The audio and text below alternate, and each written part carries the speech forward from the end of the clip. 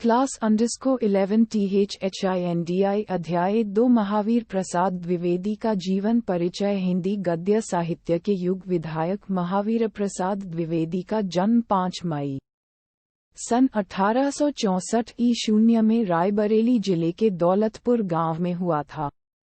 कहा जाता है कि इनके पिता रामसहाय द्विवेदी को महावीर का इष्ट था, इसीलिए इन्होंने पुत्र का नाम महावीर सहाय रखा। इनकी प्रारंभिक शिक्षा गांव की पाठशाला में हुई।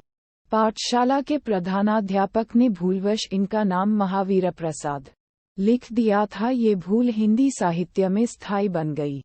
13 वर्ष की अवस्था में अंग्रेजी पढ़ने के लिए इन्होंने रायबरेली के जिला स्कूल में प्रवेश लिया। यहाँ संस्कृत के अभाव में इनको वैकल्पिक विषय फारसी लेना पड़ा। यहाँ 1 वर्ष व्यतीत करने के बाद कुछ दिनों तक उन्नाव जिले के रंजीतपुरिया स्कूल में और कुछ दिनों तक फतेहपुर में पढ़ने के पश्चात ये पिता के पास बम्बई, मुंबई चले गए। वहाँ इन्होंने संस्कृत, गुजराती, मराठी और अंग्रेजी का अभ्यास किया। इनकी उत्कट ज्ञान पिपासा कभी तृप्त न हुई। जीविका के लिए इन्होंने रेलवे में नौकरी। मृत्यु 21 दिसंबर सन 1938 ईशून्य कर ली। रेलवे में विभिन्न पदों पर कार्य करने के बाद झांसी में डिस्ट्रिक्ट ट्रैफिक सुपरिटेंडेंट के कार्यालय में मुख्य लिपिक हो गए।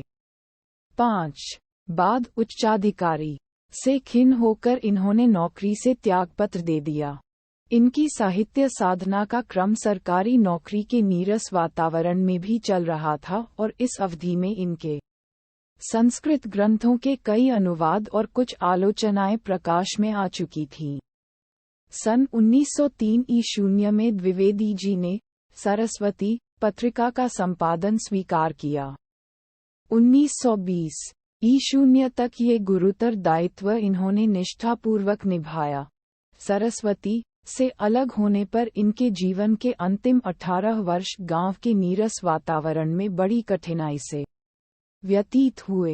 21 दिसंबर सन 1938 ईशून्य को रायबरेली में हिंदी के इस यशस्वी साहित्यकार का स्वर्गवास हो गया।